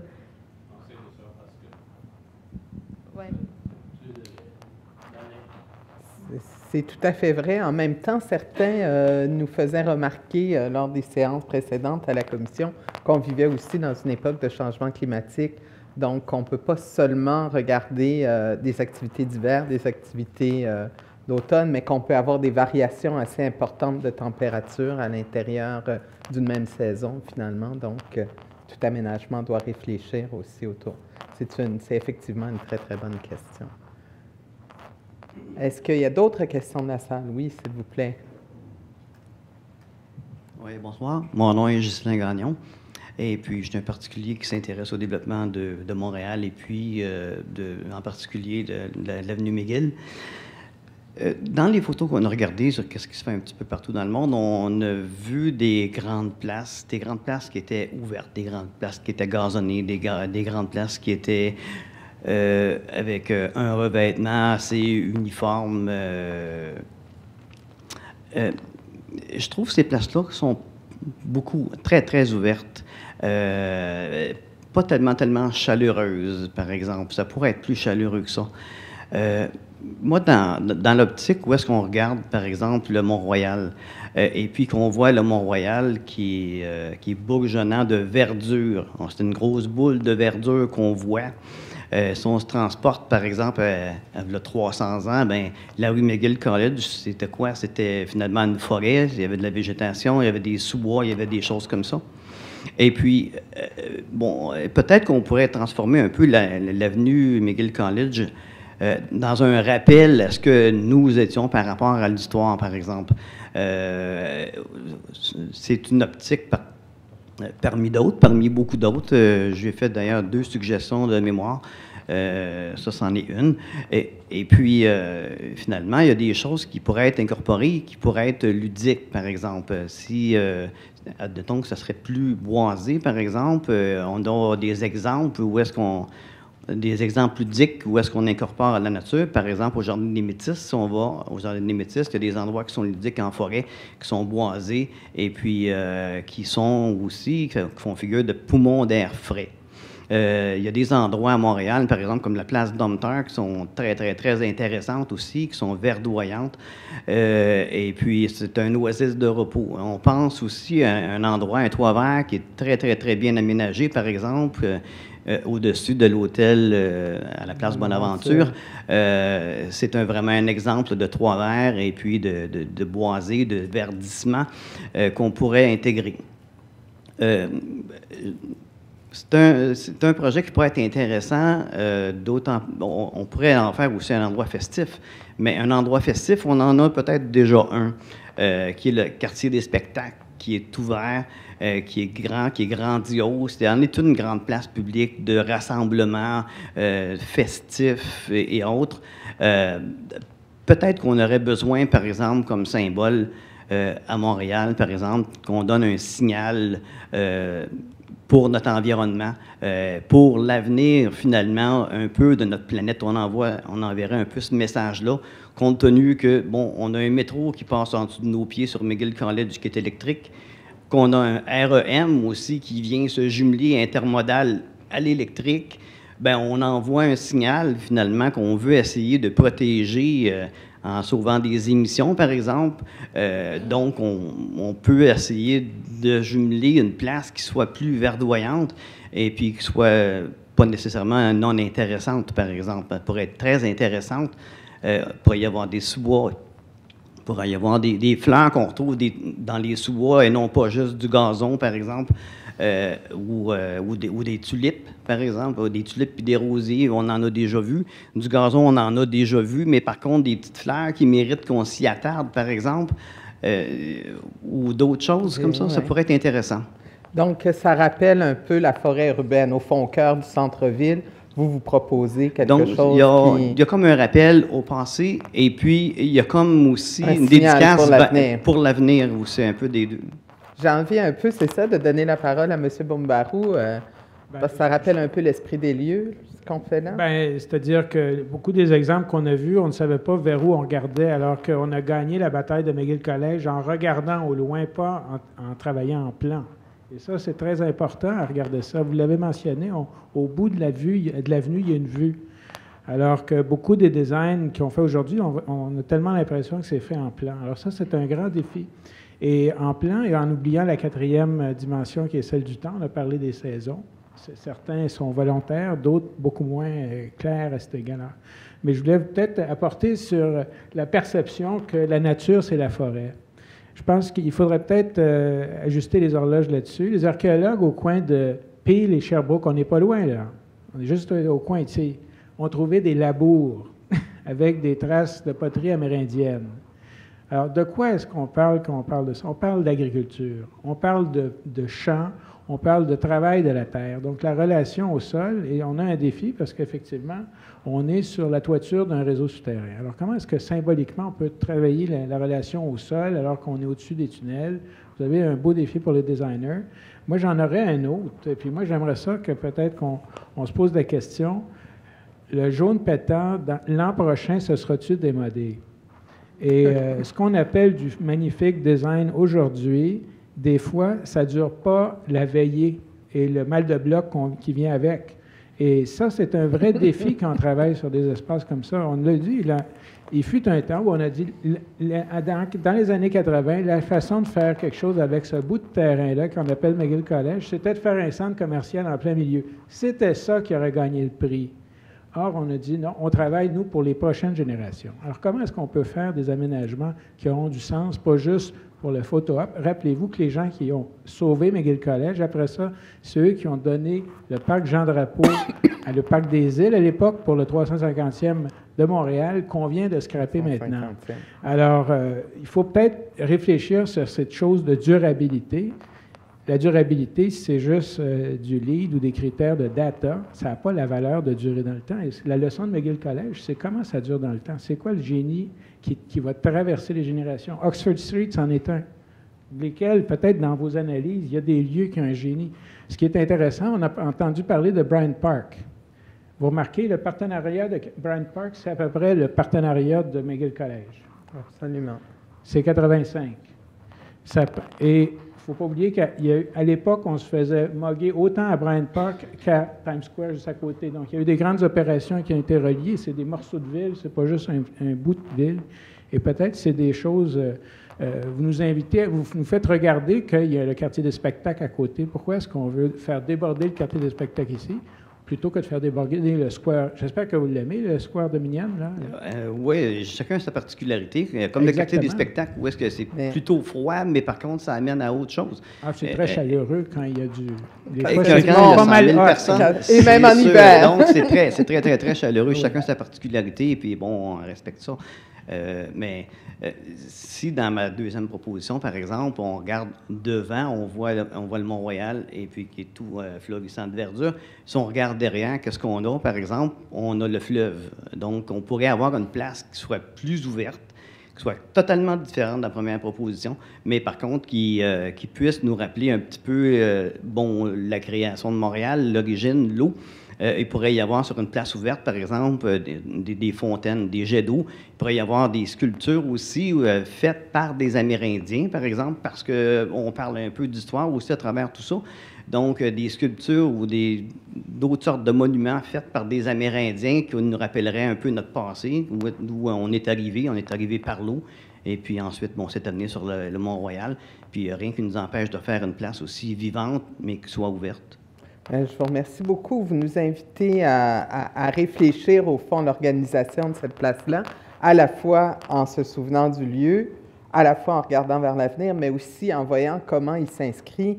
Et c'est peut-être, je dirais, jusqu'à présent, dans votre représentation, soit très intéressante. On perd un peu cet élément de contexte-là. Vous avez évoqué tout à l'heure, Madame Renaud-Roy, l'idée de raviver la promenade fleuve-montagne. J'ai été un peu surprise d'entendre ça quand on sait qu'on l'a créée l'an dernier. Est-ce qu'on est déjà à raviver la promenade fleuve-montagne? Mais je trouve que la réflexion est intéressante, de voir comment est-ce que ça s'inscrit non seulement dans l'axe est-ouest, donc avec justement le carré Dominion, avec la place des spectacles jusqu'à Émilie-Gamelin, jusqu'au Square Cabot, mais également comment ça s'inscrit nord-sud dans ces idées-là. Est-ce qu'il y a d'autres personnes qui veulent intervenir? Madame. Ah. Je vais faire rapidement. Bonsoir. Bonsoir. Mon nom, c'est Johanna Avanitis. Je suis recherchiste en urbanisme. J'ai beaucoup aimé la présentation de Héritage Montréal. Monsieur Dino Bomborou a donné une belle photo de l'historique et l'importance de notre patrimonial, de la Université McGill, de le développement, le pouvoir, le souci de détail ici à Montréal et développement. Alors, pour vous dire, vous exprimer que j'ai participé avec grande volonté et enthousiasme à la consultation publique des quartiers Grand Jardin. Donc, j'ai signé la pétition pour les jardins Bombard Domtar. On n'avait pas ramassé assez de signatures pour pouvoir lancer une pétition contre la démolition. Donc, on a lancé le projet de fleuve de la montagne. Le jardin Domtar faisait partie du réseau de le parc Montréal vers le fleuve. Donc, je veux juste ajouter un peu, j'ai aussi aimé la présentation de la madame. Votre nom n'était pas sur le premier écran, mais ça donnait une perspective globale des espaces publics.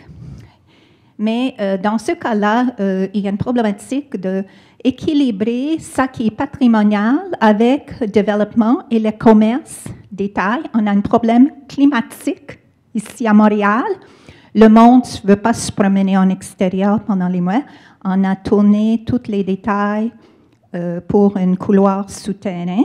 Donc, les deux choses que je dois mentionner, que moi, on ne veut pas, on veut juste recommercialiser à 4 saisons et on veut garder un peu le patrimoine de paysagiste. Donc, les arbres cramberges, c'est des petits arbres cramberges, mais ils se fleurissent en printemps. Aussi, ça nous rappelle les pommiers, les vergers de pommiers. Les tulipes, ça fait un orchestre dans le printemps, ça fait un orchestre de couleurs. On ne peut pas se tromper qu'on ne veut pas aller ailleurs qu'à Montréal. Le printemps, avec toute la coloration. L'hiver, on a les maquettes sur la rue McGill College, toutes les lumières, l'éclairisation, jusqu'à le cœur, le grand arbre de Noël à Place Ville-Marie, qui est très fameux. On ne veut pas être ailleurs qu'à Montréal. Dès qu'on ne veut pas jouer trop avec le paysagisme, moi, je vais faire qu'il n'y a pas assez de conservation ici à Montréal. Il y a une grande problématique de développement et je veux qu'il y ait plus. Je sais que M. Dino Bomborou est seul dans la conservation. Moi, je pense qu'il faut que vous accrochiez avec des personnes qui sont vraiment fidèles à la cause de conservation des espaces verts, un peu de patrimoine, un peu de la nostalgie. On a perdu le Montreal Children's, on a perdu il faut que vous accrochiez avec une force plus grande que vous allez réussir à protéger un peu les lieux. Mais moi, j'ai beaucoup aimé cette idée de parking souterrain. Si on peut améliorer, on peut peut-être enlever un peu les autos de McGill College et l'enfermer. Oui, merci beaucoup, Mme Avanitis. Monsieur? Merci beaucoup.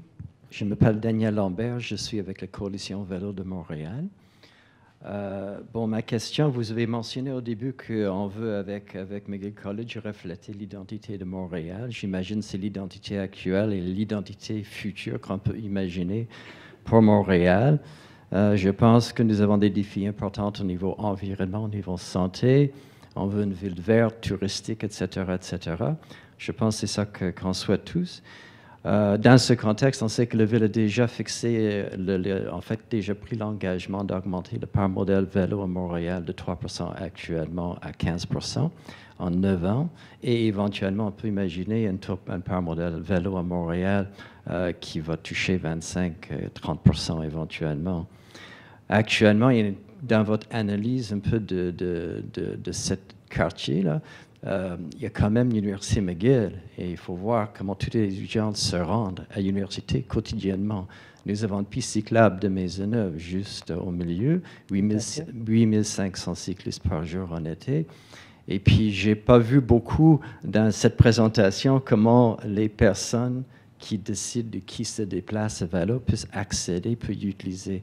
Il sans doute va y avoir beaucoup de visiteurs. Il y a des touristes maintenant qui viennent à Montréal parce qu'ils pensent que c'est une ville cyclable. Ils prennent des Bixi, etc. Ils vont vouloir également visiter cette place-là à vélo.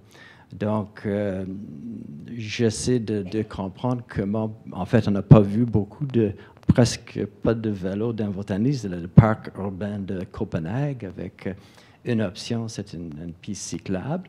On voit également avec le campus McGill, pendant une certaine période, ils ont banni les cyclistes sur le campus. Ça n'a pas marché du tout. Ils sont revenus, puis là, ça marche très, très bien.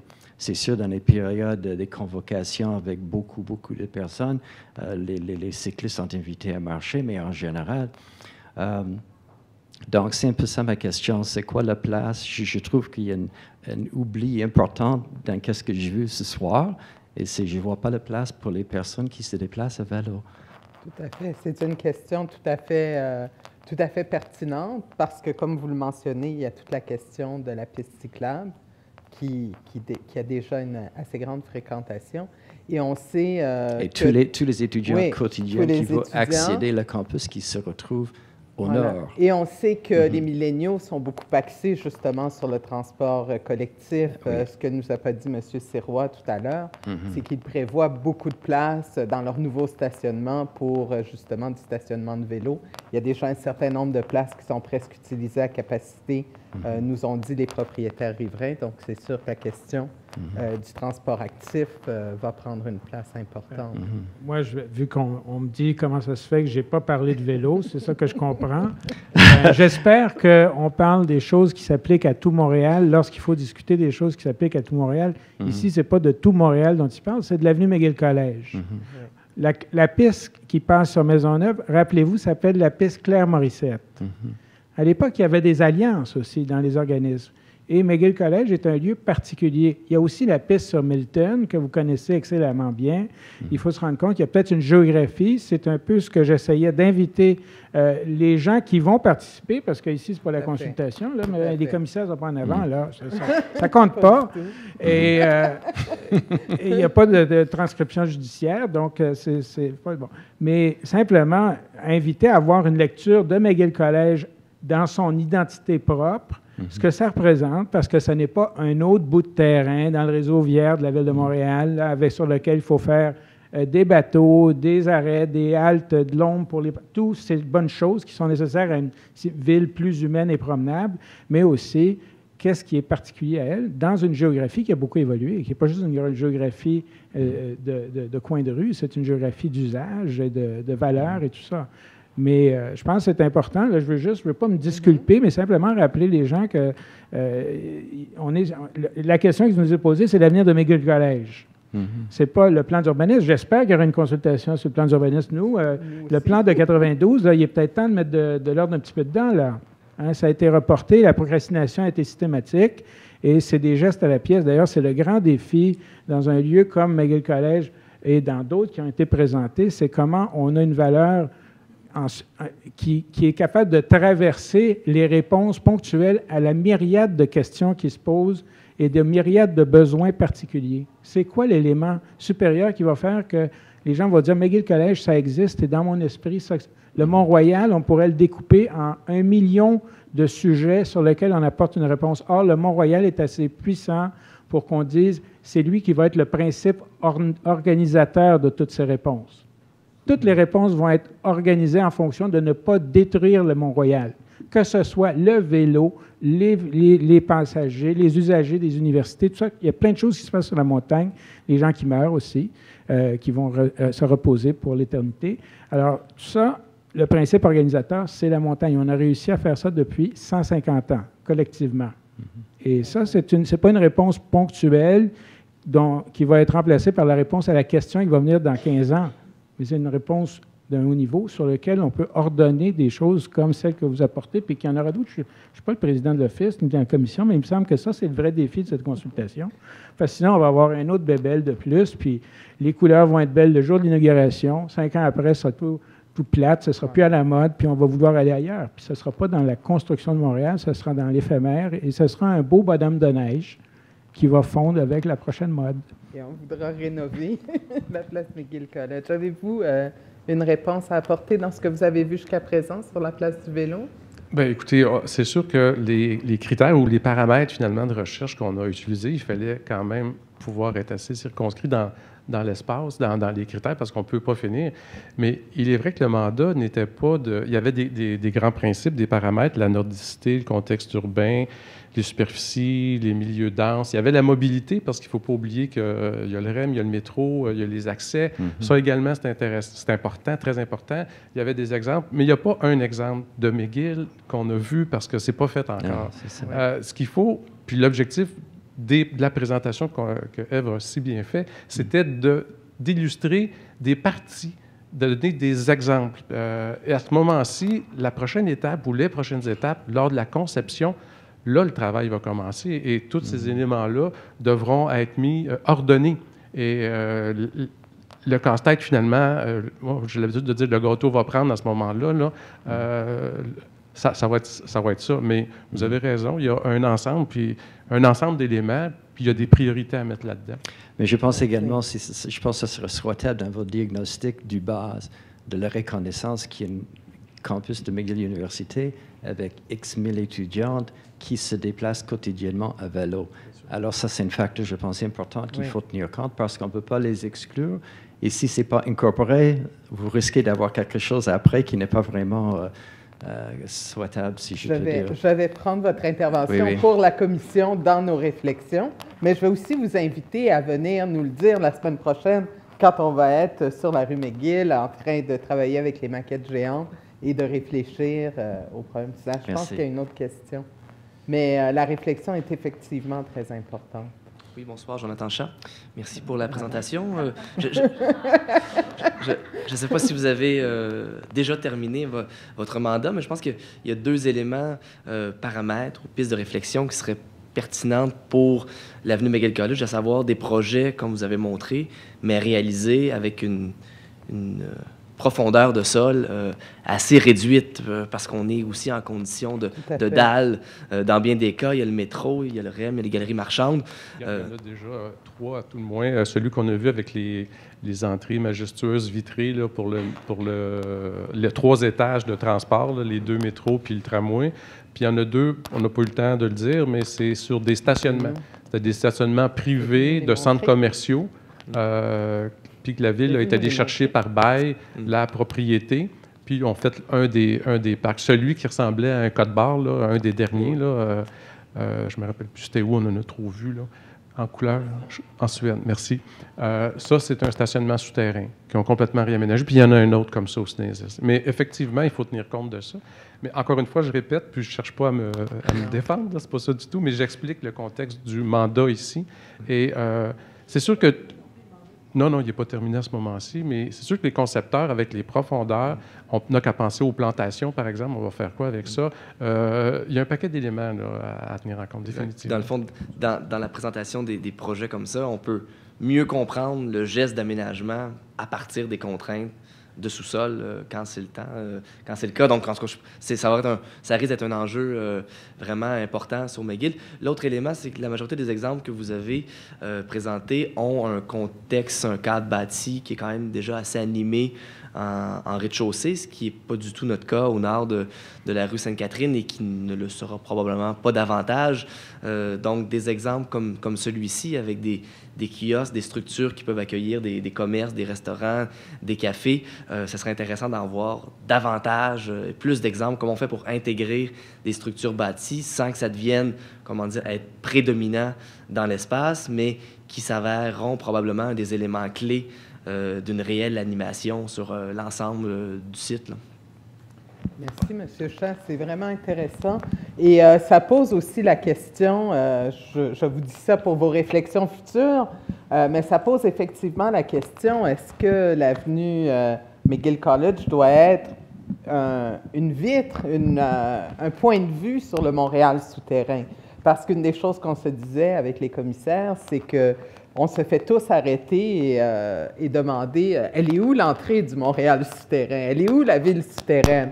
Et je pense que souvent, comme Montréalais, c'est tellement fonctionnel pour nous qu'on finit par oublier qu'il y a peut-être là un attrait touristique, le véritable attrait touristique que tout le monde veut venir voir à Montréal, c'est cette fameuse ville souterraine. Donc, comment est-ce que, ou est-ce qu'il y a lieu, ce serait plus une question que je poserais, est-ce qu'il y a lieu que cette place-là soit aussi le point d'entrée du Montréal souterrain, ou en tout cas un des points d'entrée majeurs du Montréal souterrain, comme on parle d'entrée de ville? Donc, c'est particulièrement intéressant. C'est le temps qu'on vous avait demandé. Il est maintenant 7 heures, pratiquement, oui, 7 heures moins 5. Alors, à moins qu'il y ait d'autres interventions, commentaires, questions, je voudrais vous remercier tous beaucoup d'avoir assisté à ce panel ce soir. Je voudrais particulièrement remercier les gens qui sont venus et qui nous permettent d'avoir cette mise en contexte-là. Je vous rappelle, la semaine prochaine, on est sur site, dans le tronçon de McGill College, entre Maisonneuve et Sherbrooke. Merci, Pierre. Entre Maisonneuve et Sherbrooke. On va avoir la moitié de la rue, on va avoir de l'animation, on va avoir de l'usage spontané. Donc, venez nous poser des questions. Venez déjà contribuer par notamment la chasse aux... On vous propose une chasse aux questions pour que vous puissiez nous répondre justement à différentes questions. Donc, venez tous participer en grand nombre.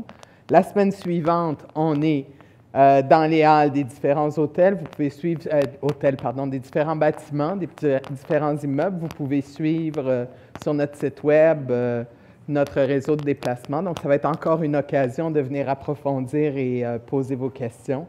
Et finalement, les mémoires qui commencent le 6 novembre. Je vous remercie. Je remercie les gens qui nous ont suivis en web diffusion. Et on a très hâte, les commissaires et moi, de continuer à vous entendre et entendre vos bonnes idées pour l'avenir. Merci beaucoup. Bonne soirée.